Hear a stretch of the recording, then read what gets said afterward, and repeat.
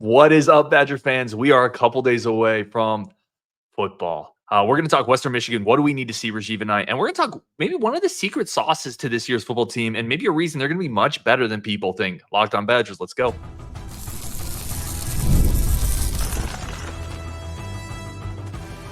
You are Locked On Badgers, your daily podcast on the Wisconsin Badgers. Part of the Locked On Podcast Network, your team every day. What is going on, Badger fans? Welcome to Locked On Badgers, your team every single day. I'm your host, Ryan Harings. This is part of the Locked On Podcast Network. We are here for you every single day. Today's episode brought to you by Game Time. Download the Game Time app, create an account, use code LOCKEDONCollege for $20 off your first purchase. Terms do apply. Download Game Time today. What time is it? It's time for Game Time. All right, let's talk about it. We got Rajeev over there. We are Badgers so winning close a national title? Absolutely. Going on Final Four runs? Why not? It's Believe with Rajeev on today's Locked On Badgers. And what a better time to believe than right now. Yeah. We are so close to starting the season. This has to be like primal Believe with Rajeev season, right? You better, yes. I mean, generally, yes. I do believe it is, because it's the only time of the year where your teams have hope. Absolute 100% hope. There's no one that can tell you they might think you're wrong, but no one's going to tell you that you're definitely wrong because it hasn't happened yet. So you just got to believe. You're like Mario. You've eaten the mushroom. You're firing fireballs everywhere. You're stomping on Goombas. Like, this is like prime Rajeev. All right, let's get into Western Michigan. Not a great team, 4-8 last year. It was a first-year coaching staff. They should be a little bit better. They still have an over-under of, I think, 5.5 is what I saw with the max schedule. This is a team we should beat. So it's not really about, are we going to win or not? What do you need to see to feel good? I need to see a lot, actually, just because last year the Buffalo game left a really sour taste in my mouth. And it was fine, but it wasn't what we really wanted to come out and see. So first and foremost, I want to see our yards per carry numbers be proper. And I want to see us dominating the line of scrimmage and really the trenches on both sides. This is a team that we need to be dominating on all facets of the game. But so much of last year, whether it was the Buffalo game or other games, there was no comfort level that we were going to go down the field and score offensively. I want to feel that comfort. I want to see that things are clicking, timing routes are right, and that we're actually just doing the things that we need to do. Everything's not going to be perfect because it's game one, but running the ball, blocking, getting high yards per carry is something that really should be working right away. And that's something I want to see. The other thing that I want to highlight right now is formations. We've talked a lot about what we want to see with Tretch and Pauling. This is a good game to try out some things. I want to see some double slots. I want to see Tretch and Pauling on the field at the same time. And let's see how easy or difficult it's going to be to get people open in that situation. I think both of those guys can get open almost at will. And when you have both of them on the field like that, and you've got the outside guys to spread things out, I feel like that's really where we can do a lot of our damage in that mid-range slot. And I want to see both of them out there at the same time. Those are two things specifically that I'm like, I want to see yards per carry be proper, really dominating up front, and let's see some double slots. I love the word proper. It sounds very like English. Very proper. Or a proper Wisconsin rushing attack. Which is not something like sub 4.5. I don't want to see yards per carry like that. I want to see 6.5. That does sound proper. I wonder from just a schematic standpoint how much they're going to show, right? Like I do think you're going to see Pauling and Tretch obviously play together, because it's not like you also want to get reps in situations. Tretch has played one game last year, but I do think they're going to keep they're obviously going to keep some stuff under the hood. So I'm interested in seeing formations. This is something I talked a little bit with Coach Anderson, but I want to dive deeper on this point. I just want to see annihilation. Like I just want to see this again. Like, this is a team. If you go back in history, this is like the Germanic tribe that a Roman legion just rolls over. Like, I just want to see pure domination. I want to see line of scrimmage. I want to see pressure on third down. And then I want to see clean football. Like, that's the other thing, right? I want us to see us physically just dominate this opponent. But then I don't want to see the formational penalties. I don't want to see the drop passes. I don't want to see Van Dyke forcing a bad decision against an inferior opponent just because, right? Clean football. I'm so into that. Yeah, I mean, obviously, I think we all want to see that. I think that part of that, though, with it being game one, are you concerned that your expectations are going to be you're setting yourself up to miss on those expectations, because in week one, you're going to see some of that stuff. You're going to see some 100%. snap penalties. You're going to see. So for me, I'm trying to think about like, okay, I know I'm not going to see perfect football, but what can I see and what should I see? And you're right about hiding things. We're not going to put a bunch on film, but I think it's an opportunity to get, I mean, look, if you look at these games like glorified scrimmages, which they're not, but they should be in a sense, then it is time to really to utilize those things and see, okay, how do these things work against real teams, right? Can we do this formation? Can we set this kind of route tree up to where we can actually make things work? It's just, I like the idea of trying some things, not putting a bunch on film, yes, but trying some things. But yeah, I would be weary of just saying I want clean football, because that's just not going to happen, man. Well, I mean, it's game one. No, I hear you. And that's a very good point. It's a very good point. When I say clean football, I more mean like if the ball hits you in the hands, you got to catch it. You think back to the Buffalo game, right? It's the things that even in week one as an upperclassman experienced team, which we're going to get into a little bit in the next segment, like I don't want to see Nelson just false starting a couple times. To me, and even in week one, those things should be avoidable. But you're right. Like this team is not going to be as good in week one as theoretically should be in week 12. It should be cleaner in week 12. But I don't want to see last year's Buffalo version of clean football. Right. Agreed. And I think we'll see a lot of that. And one of my other ones that I want to bring up, the defensive side of the ball, is missed tackle percentage, because that, you've heard me talk about this, it drives me nuts. I mean, last year we saw a ton of that early. And we know that Fickle brought in live practices, right? He's done a lot more live work with the team. And I feel like that is something that cannot happen. And I don't care that it's week one.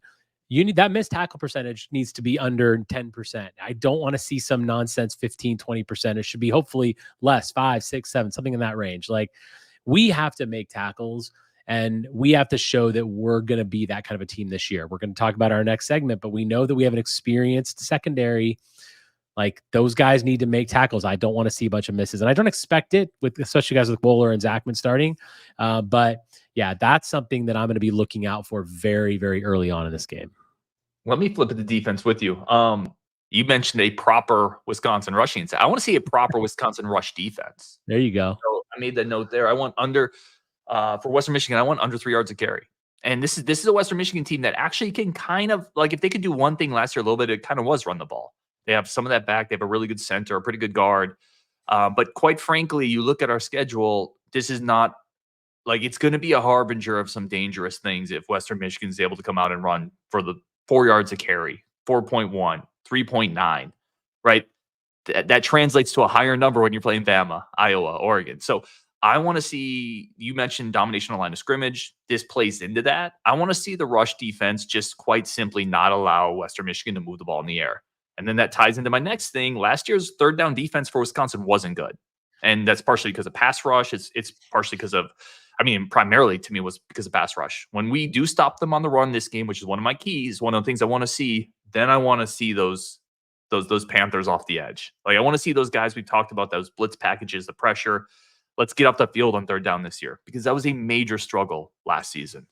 Yeah, very good point. And that's something that we have to see improve. One of my other ones, sort of along those same lines about the controlling the run, is linebacker speed, specifically on the outside. That is just, it was such a glaring weakness of our team last year.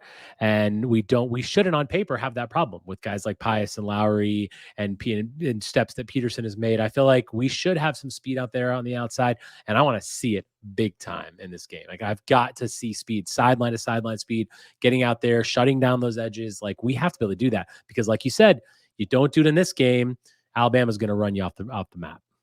Yeah, quick question for you, because I feel like the first game of the year is, because we haven't seen so many of these guys in a real game. Some of them in forever, right? Because they've been on other teams or they're freshmen, but some of them since last year. And it feels like Christmas morning. You're opening it up. You're seeing what all these guys look like for the first time. Give me really quick one offensive guy and one defensive guy that you cannot wait to open up that present on Friday, see what they look like. Well, it's Tretch, even though technically he was on the team last year, but not really being an actual receiver for this team regularly. That number one for me. And on this opposite side of the field, it's Pius, because we've heard a lot about what he can do. You've seen him at practice. And I want to see what it translates to on those plays when he's actually out there, either trying to make a run, trying to get to the outside, trying to sack. Like, I want to see what it looks like in real speed against offensive linemen, because that's going to tell me so much about the future of this team this season. Yeah, Pies is a great one. I would say him or Thomas for me on the linebacker side. And then offensively, to me, it's just Van Dyke. Like, I'm just fascinated by what he could do in this offense. If we get that redshirt freshman version of Van Dyke, he fascinates me. Let me give you a stat I'm looking for. Two of them. These are Van Dyke stats that I want to see.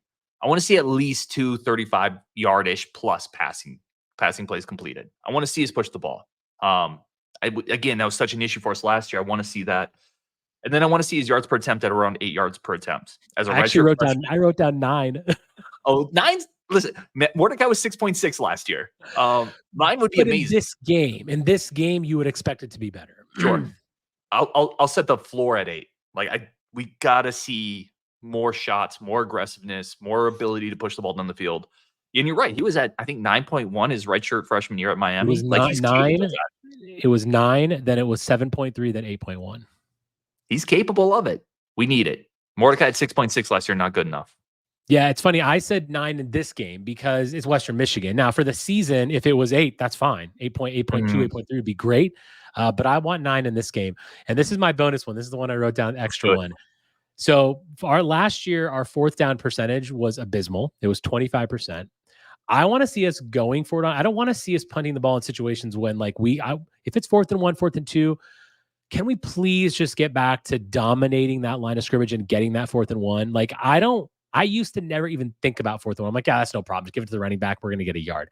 Last year, I was on pins and needles, and the percentage bear that out. So in this game, I want to see us go for 4th down, and I want to see us have a serious 4th down percentage, whether it's 60% in this game, 80% in this game. We need to go for it a couple times, and we need to honestly just get them. 4th down will crush you in this league with the schedule that we have. We're going to need to do it. There's going to be key situations. We need to be able to rely on our offensive line and our running backs to get us that 1-2 yards. Has to happen. That's a great point. That was a big issue last year. And you got to think this year, man, with the veteran offensive line, as long as they can stay healthy, and then you have Tyree Walker and Jackson Aker. You have 2 powerful, big-time running backs, and you have a veteran offensive line. And by the way, you have a quarterback who is that's a big framed quarterback if you're trying to just do some type of halfback lead and run Van Dyke up underneath that. Like, they got to convert better there. And I think they have the personnel to do it. Man, we could go on this subject the whole day. I have one more bonus one. The last thing I want to see, we'll stop here because then we got a bunch we want to get into today. Today's a loaded show. I want to see backups. I want to see backups by the third quarter. Not just because I think we're really excited to see some of those guys. Like, we want to see some of that young talent. This is a long season. They don't need this. The starting offensive line, defensive line, the starting running backs. They don't need to be taking shots in the fourth quarter, week 1 against Western Michigan. So that's where I'll leave it. I want to see backups. Yeah, I hope you're right on that. I get so weary about, like, expecting that to happen, because if that happens, we're winning by 30 plus points, which would be great. And I hope that happens. But I also am like, I don't want to set myself up to be upset if we only win by 25 and we don't have that dominant, like, 60-3 win, because, like, I don't want to set that up for, oh man, like, we're going to be bad this year or whatever. Like, I want to give some grace and understand that it's week 1. I want to see a good performance, solid performance, proper as I pointed out earlier, but I don't need to see it 60-3. I don't need to see that. I just want to see us have a very good, convincing win and set the season off right.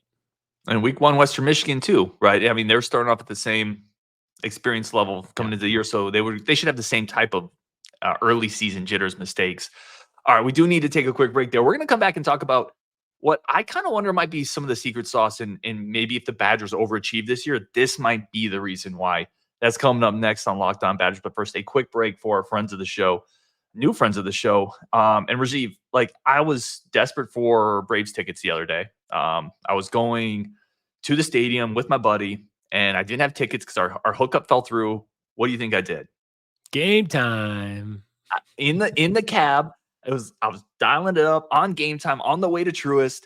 Got me 2 great seats, unbelievable seats. Me and my buddy Dave, we watched a 3-1 victory over the Phils, all courtesy of Game Time. We got a great deal, great prices. It was fast, simple, literally on the phone. I had my tickets emailed to me as I'm walking into Truist. Bro, we ate nachos out of giant baseball hats. Like, it's always a classic. Unbelievable stadium food. Can I just say, I saw a picture from Ryan's seats. They were great. They were really good. So Game Time is definitely the app to use.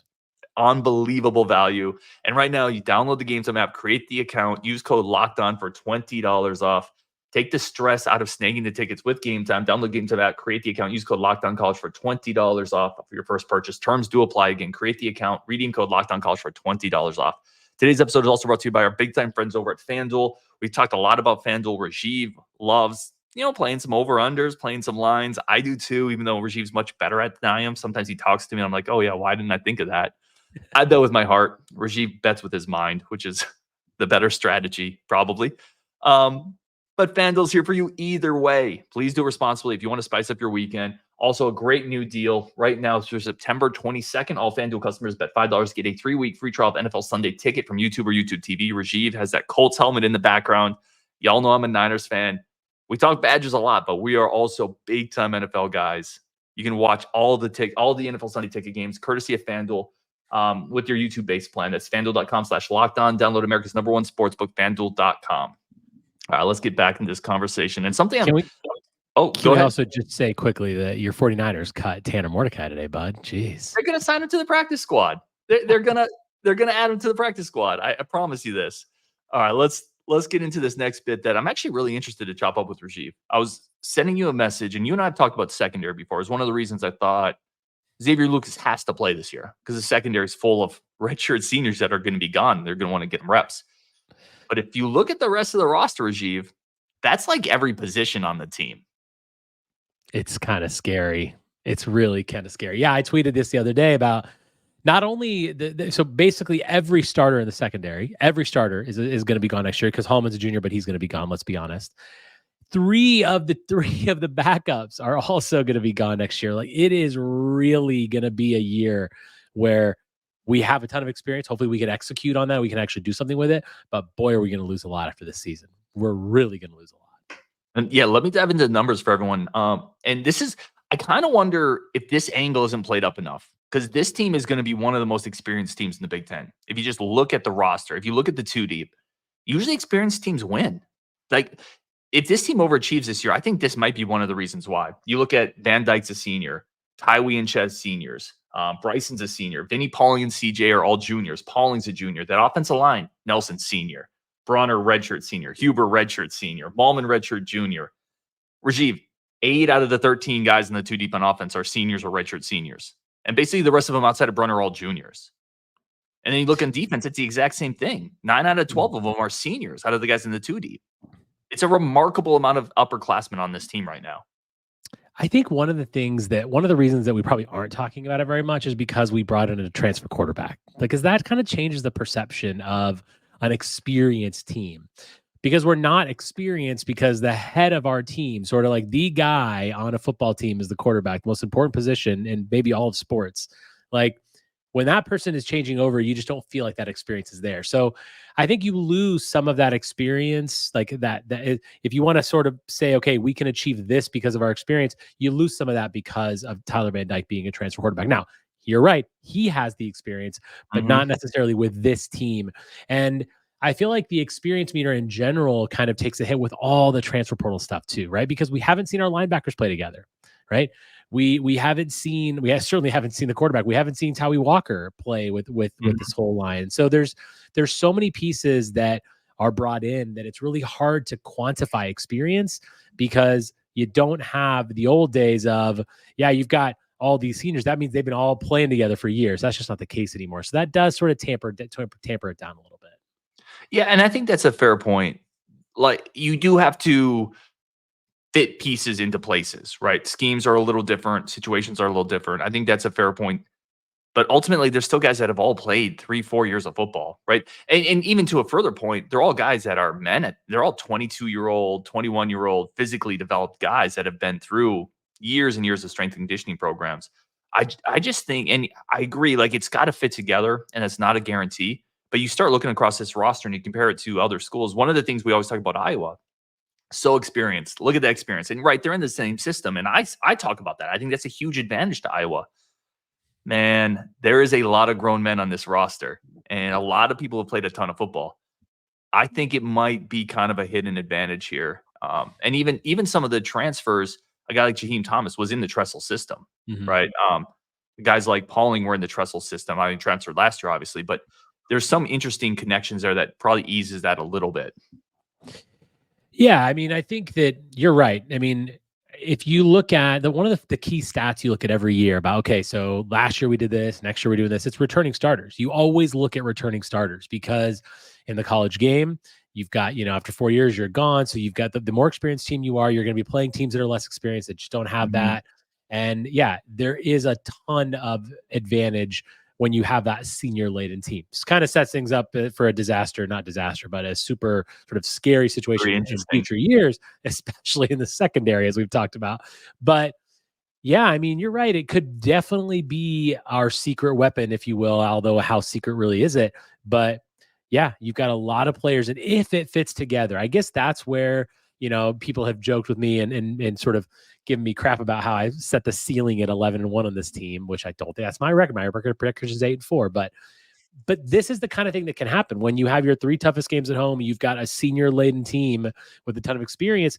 If things fit into place and if the team gels and if you get Tyler Van Dyke of freshman year Miami, then you can see how that experience translates into potential huge wins for the program.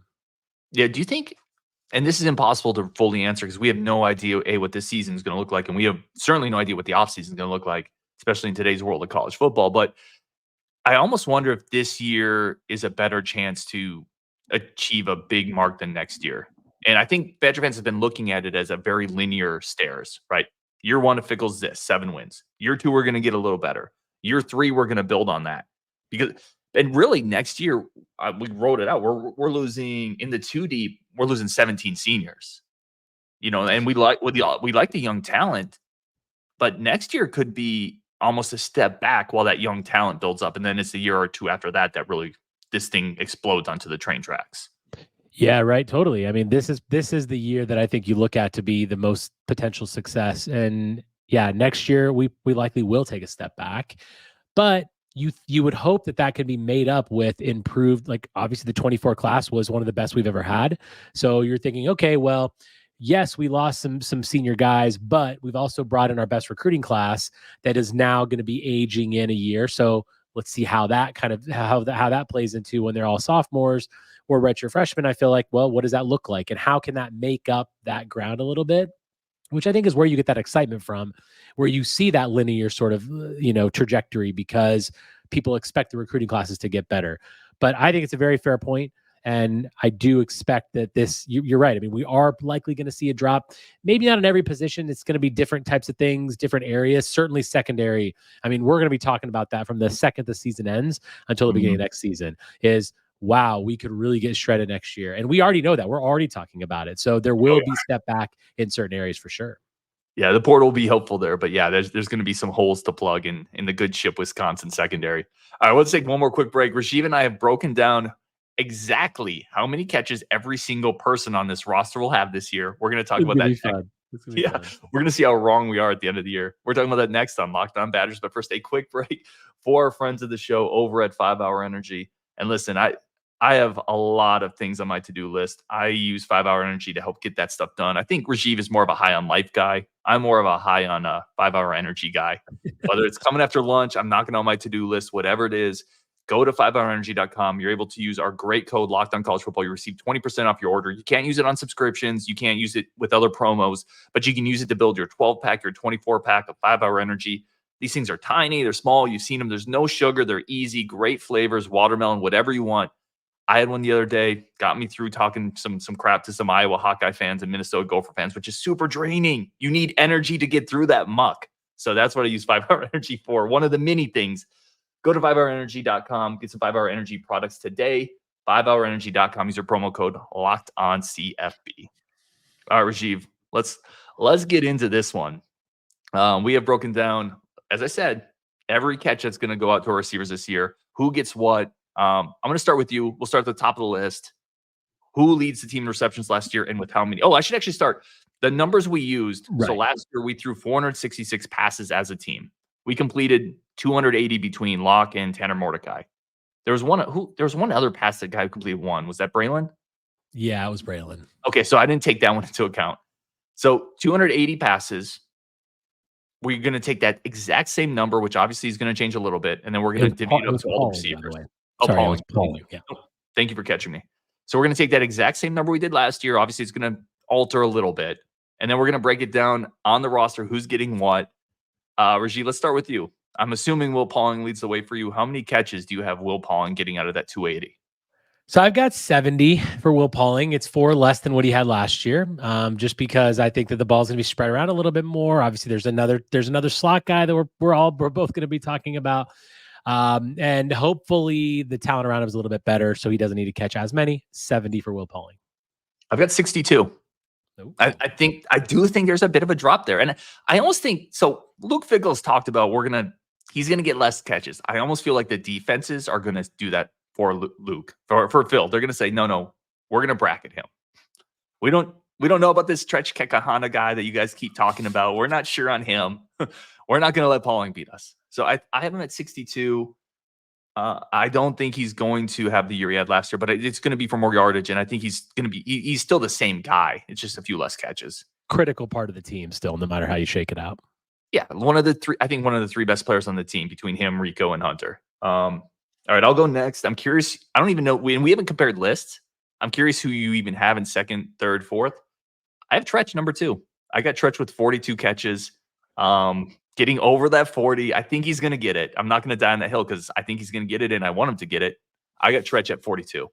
It's funny. I'm going to give you my 3 and 2 because my 3 is Tretch with 42. Oh, it's awesome. But I've got someone in between them. And I think you probably know who it is because I love this man. Bryson Green, I think you have a quarterback that can throw the deep ball. It was an issue for Mordecai and Locke last year. I've got 44 for Bryson Green, 42 for Tretch. Okay. Yeah, I've got Bryson at 36. He's my 3. I think the thing with Bryson, even if you go back to his Oklahoma State days, and what were those Oklahoma State offenses known for? It was whipping the ball all over the field, right? He's never had more than 36 in his career. I think 40, getting over 40, I think is a stretch for him because a lot of his catches are still going to need to be contested. And just due to the nature of that, it's, I think, harder to rack up big catch totals. I like him. I think he's going to be better this year. I have him at 36. And I think and that's so the meat of my 280 is right here in these 3. Like this is where I think these to me, and same for you in a sense. Like I think for you, it's probably like 140 sounds like if I did the math right or close enough. And for me, it's like 155. So I feel like that's where a lot of these catches are going to come from is those 3. To me, it's these 3. Now, then there's a big drop off in numbers, but there's still a lot of players that are going to get catches. But yeah, 70, 44, 42 for me. Yep, for me, I have it. That's about 67% of the total catches right there between those 3 for me. Yeah. I have a guy coming up close, though. I have Ches at 32. Ches at 32. I think he's going to catch a ton of passes. I really do. And partially, so my thought on this is you go back, you look at what some of the backs did last year. Tally up what Braylon, what Aker did. I think most of that's just going to go to Ches. And I think the reason is they want Tywee to run the ball more, and they're going to find ways to get Ches the rock. And I think that's how they're going to do it. A lot of those swing passes, a lot of the quick passes that went to Braylon last year, I think that's a Ches option. Yeah, so last year, Braylon Allen had 28 receptions, and Aker had 19. So to combined, that was 47 catches between those 2, which is a lot. That's, okay. So my next one is Anthony. I think Anthony, and it's down at 20 because I think now I have a huge sort of block at people really close together because I think the ball gets spread after the top 3. So I got Anthony at 20, and then after him, I have Malusi with 18. So Malusi, you could be right. 32 is a big number, but I think it gets spread out. So I've got all 3 of these running backs on my list, and I think it gets spread out not evenly between them. Walker's at the bottom of it, but I think that between Aker and Malusi, it'll get spread. I think Aker's role diminishes a little bit this year due to a healthy Ches. Like, in other words, Aker doesn't get 19 last year if Ches plays the entire year. Right. I think if you were to break that out game by game, more of that comes in the latter half of the season. I think Ches is probably going to see a ton of time on third down. I think he's going to be a safety outlet. I think they're going to rely on Tyree more to run the ball. But I could be wrong. We'll definitely see. I have CJ at 25. I think he comes in there. right after Chez, and then you mentioned Vinny. I have Vinny at 22. Okay. Wow. So you've got, like, I've definitely got it spread a little more down the list it sounds like at the bottom, your numbers are going to be lower than mine I think because you've so. got higher numbers right now. Okay. That's interesting. So Vinny to me really quick is super interesting because he's a guy, like I have him at 22 catches. So you're talking, I mean, really 1.8 per game, like something like that, right? We're not talking about a ton, but I think his catches could be super impactful this year because he is the speed guy. He is the guy who, more than probably anybody on the roster, unless Burrows is healthy, probably it's Vinny, right? That if you're looking, hey, we want to hit a deep vert, we want to really push the ball down the field and find somebody streaking up the sideline, we're going to look for Vinny. So I think you might see a lot of 30-yard catches, 40-yard catches, a lot relatively. He's only getting 22 in my book, but you might see 4 or 5 of those this year for him. Yeah, and I'd said on a previous show, whether it was this show or the other show, I think that Anthony could be a guy that surprises us this year because he is clearly, he's getting the starting role on the outside, and with TVD's ability to stretch the field with the deep ball, yeah, we could see a whole new weapon in Anthony that we haven't seen. Who's next up on your list? So the next one is a bit of a cheat for me. I went tight end as a group, so it's 16 for the tight ends. Nowakowski, Ashcraft, McGowan. I think that their role, in general. So last year, what did we have? Ashcraft had 8 catches last year. Hayden Rucci did he have 11 catches last year? Wow. I think so. So there were I think 16 for the tight ends for me is next, but it is kind of cheating it as a group. Yeah, I think that's fair. My next 2, and we can probably rack out our last couple here pretty quick. We had 14 behind Vinny, and then I had Ashcraft at 12. And then I do think Nowakowski's going to get 4 or 5. I kind of made another group. I think you have another group as well. So I think tight ends right around 16 is very fair. I have Tucker leading that with 12. And then I have Aker with 8, Chris Brooks with 8, and then everything else I just lumped into other, which would be the freshman backs. It'd be Nowakowski. Maybe a Tyrell Henry gets 1 catch in some random game. Like, it's that kind of stuff. Maybe Grant Steck in the blowout of Western Michigan gets a catch. But to wrap it up, I do think Chris Brooks gets a couple. I have him at 8, and then I have Aker at 8 as well. Yeah, so for me, I said tight end was 16. I have Williams also at 16, so he's right there with that tight end group. Then I got Aker at 14. I hear you on the diminished role for him, but I think that is a role that he can really play still, and I just feel like he's going to be used in certain situations. And you're talking basically 1 a game at that point, so I feel like I'm good with that. One slightly more than that, and then I go Brooks and Walker both at 10. And then other category is 20. Yeah, I think that's all fair. Like I like Aker a lot. I think he definitely is going to carve out a role. It's just a lot of mouths to feed at running back. There are a lot of mouths to feed there, and it's a lot of options on this offense. Yeah, if your number holds true for Malusi at 32, then yeah, Aker's numbers are going way down. I think it's going to be a bit more split, but I also think the running duties are going to be split between Malusi and Walker. I still think Malusi has the best season. I know you guys are really, you and Justin have both said Walker's going to be so you think Walker's a leading rusher? Sorry, I'm totally just throwing in a new question. No, this is all good. I think he is the best running rusher. Like I'm hesitant to say running back, right? Because I do think Tyree gives you a little, maybe more something in space, which is great if you're going to throw those little flare routes, those little quick option routes to the running back. I think Chez is probably better there, which that kind of led into if they really want to use Chez, and I think they really do. I think they're going to use him more in passing game. I think they're going to use him more in third down. I think they're going to use him more in space like that. And partially because I think Tyree's just going to be the better guy to hand the ball off to, but also partially because that's less punishment on Chez, right? A guy who's lost the last 3 seasons to injuries, a lot of times running between the tackles.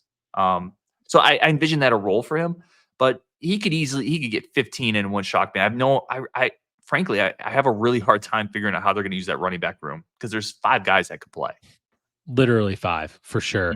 And potentially even 6. we're not even talking about Cade, and you're already talking about the 2 freshmen and Aker and then the 2 top guys. I hope that it's a really nice split for carries. I think you're right about the health of Malusi, obviously, and Walker. They're both good players. Malusi, despite Justin's disagreement with me, I think he's a really good running back who can have a really good year. And when he flashes, he flashes. And I really hope if he stays healthy, I think he can have a great season. I think he ends up being our leading rusher on the team. But we'll see what happens. A lot of good things to be excited about, though. It is prime Rajeev. We talked about this at the beginning. But I'm always excited. I cannot wait for this game. Give me one guy on your list who you think you could be dramatically wrong about with the catch total, either high or low. Yeah, I mean, I honestly, I could probably be pretty wrong on Green just because I'm very, very high on Bryson. He's one of my favorite players on the team because I think the way he catches the ball, the way he can high point, he can be a possession type receiver, his hands. He's not the burner down the field, and that's okay. But we need a guy who can do that. So I could probably be wrong on that. And then it's a guy that I feel like I hope I'm wrong about on the other side is I hope Chris Brooks shines this year and has more than 10 catches. I only have him at 10. I think you have him at maybe 8. I have him at 8. I mean, look, if Chris Brooks, he every time we have training camp, I can't even talk right now. Training camp, he does really great. He could have 25 catches and surprise the heck out of us, right? Because he absolutely could be a guy on this team, and I hope I'm wrong about that. I love him. It's such a crowded room. I really like Brooks. I think the one guy that I think I'm probably wrong on is Ches. If I'm too high on anybody, I think it's Ches, where it will be more of a distribution thing, and he'll get 20 catches, and someone else will get more. The one guy I'm too low on that I think could really surprise some people, it's probably CJ, who had a really good camp and fall camp. He turned some heads. He came back a little more physical. He talked about it. He had a little better body, and now he's kind of listed as a co-starter. That's a guy that a year ago, I mean, I remember we did an over-under. I think we set his touchdowns at 6, maybe 6.5. I think Justin went over. Like, my point is that's not to rag on Justin. I can't even remember. But I do remember we all were really excited about him. And now it's like year 2, and it's not that we've forgotten, but it's kind of like, that car's a year old now, right? It's like the new car syndrome. Oh, new car, we love it. No, it's a year old. I don't know. Doesn't smell the same anymore. I think he could get into the 30s, high 30s, and that wouldn't shock me. Yeah, totally. I mean, we both have the same top 3, but that top 3 could even be wrong. I mean, I think I think number 1's pretty clear. We know Pauling's gonna be number 1, but where Tretch, Green, CJ, Anthony, Malusi, they all fall on that list is exciting, and so much of it depends on a guy that we haven't seen play in a Badger uniform yet. And that's Tyler Van Dyke and everything that he's going to bring, right? And like we're thinking about the lens of Tanner Mordecai and Braden Locke, but what does TVD bring, and which TVD shows up?